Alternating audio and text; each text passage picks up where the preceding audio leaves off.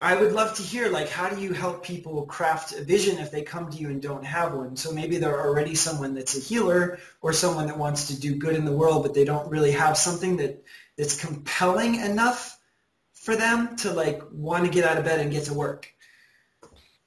Yeah, I think we all have it. It's just about sometimes people need some work around having the courage to express it, especially if you've been judged a lot in your life or, I know for like a lot of entrepreneurial people, they're like, I've tried so many things and now I'm going to try a different thing. But I would say just keep trying because your other option is to quit. So I think that I really believe in, like, I think really saying I don't know is very toxic. So I believe like always starting with what do you know, right? There's always elements that we know. So maybe you know that you're a healer and you want to help people. Well, then take it one step further. Like, how much money would you like to make? And how many people would you like to serve? Where would you like to live when you're doing this? Would you like to travel or would you not like to travel? Do you see yourself speaking to huge crowds of people or do you see yourself more in intimate one-on-one settings? Are you a person who loves in-person contact or is the internet like a beautiful tool for you? Like, start with what you do know and then start to take your temperature on all of these different things. When I started, I wasn't going out there going, oh, I want to have a multiple six-figure business. I was like, I really would like to be able to pay the rent and live a life that's like a little bit more my style than what I'm living. Like that was the initial goal. And then it expanded as I started to see my own potential more. So I would say, really find what it is. If you don't have, if you can't find after some, like usually this is not too hard, but if you can't find some reason that feels bigger than yourself or even if it is just about your own lifestyle, like if you can't connect to that, then I just think being an entrepreneur is going to be more difficult for you because especially in the beginning, you have to do, like most people are not entrepreneurs, and of the people who are entrepreneurs, most of them are not successful. So you are, by definition, if you want to be a successful entrepreneur, doing something that most people don't do, right? So by definition, you're becoming like less relatable. You have to do things like differently in your life or you won't succeed. And so I think that if you don't have that, it's very hard in the beginning to take the action that's uncomfortable. Which you absolutely need to do, and you're not used to doing it yet. I wasn't used to doing it because I was just used to asking my friends and family what I should do. So I think that I would say most people have it. It's just more finding that courage to really give it voice because we've been told that it's crazy, right? Like often our vision for our life is the best we think we can do. Like this is the best I think I can get. And that's a really sad state of affairs in my opinion. So I think that for me, it's kind of about like just asking people a few times, like, what do you want?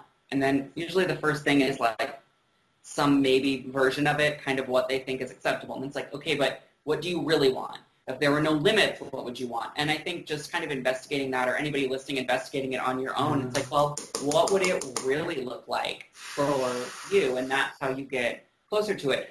If you are basically fine with your life how it is, like I don't believe everybody is meant to necessarily have a business or to be an entrepreneur, and you have to take your temperature. If you're just somebody who wants to help people and be a good person in the world, that's wonderful. And maybe you volunteer your time or you give money or you're just like a great person in your life, and that's okay too. But to me, if you want to really help people through a business, it's like, Napoleon Hill was writing about this in Think and Grow Rich in the 20s. If you don't have that burning desire, it's hard other than just using pure willpower, which you run out of. Like we know that's exhaustible, to really take the actions that you're going to need to take because you're being asked to do something that most people don't do and will never do. You keep it real. And I appreciate that, and I'm sure our audience does too. And you're right. If you don't have that sort of reason to be successful, it's not gonna. Yeah, you need a sense of urgency. There's no question. Now, my urgency came from suffering. Like, I may not have a place to live, and I might not be able to pay my bills, and whatever. That was a great motivator for me to figure things out. It does not have to come from that place, but for a lot of us, it does. It can also come from a place of, I want this vision, this beautiful vision that I hold in my mind, or I want to make this impact.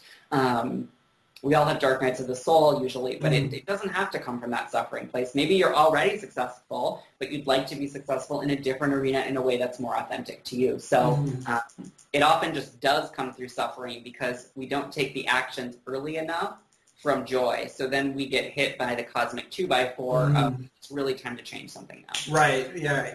Yeah, or maybe you're just like operating out of a sense of wanting to play bigger or make a bigger impact in the world. That's something that really motivates me. For sure, because like once you get past this, or once you get past the suffering and you start like being really grounded and meditating, then you realize suffering is just sort of a choice, right? Or no, suffering is everyone experiences, but the pain is a choice. It's like we all experience suffering. Of course, we're human. This is part of our experience. But then how we choose to interpret that suffering is up to us.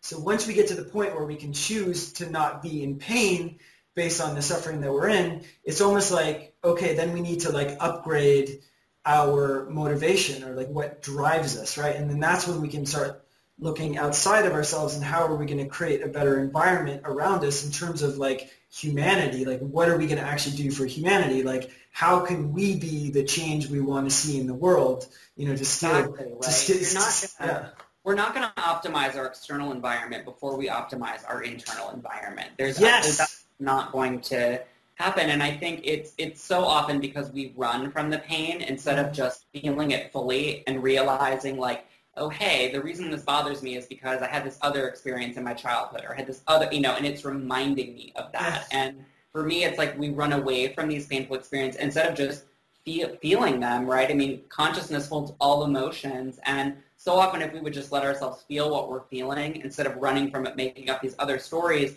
we might still have some of the sadness and the pain, but we would be able to process it and let go of it, so much more quickly. Instead, we get triggered in all these ways. We make up this story about it. We buy into it. We go through this whole process, and that's so I think it's really just kind of about letting yourself go through your process. But I think you're saying really realizing that how I relate to this, that's really my choice, and then how I show up as a result of this. One thing that I really realized is, just because you're in pain or you get triggered, it doesn't mean you have to react. I used to be someone, it's like something happened, here's my reaction. I'm going to feed into it. I'm going to give it more energy, Yeah. And you really don't, sometimes it's okay, and there's definitely a time to show up in that way. And there is another time to just remove your energy from that and to make a different choice. Like, think about that, right? Like, is it a good use of your energy to be, your energy, to me, it's the best resource that you have.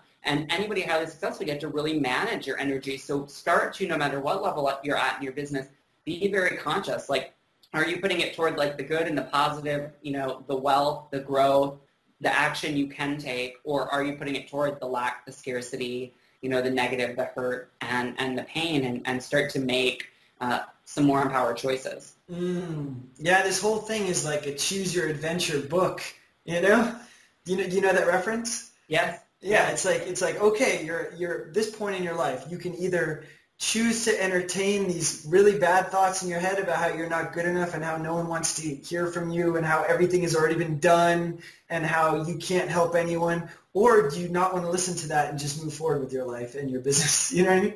Yeah.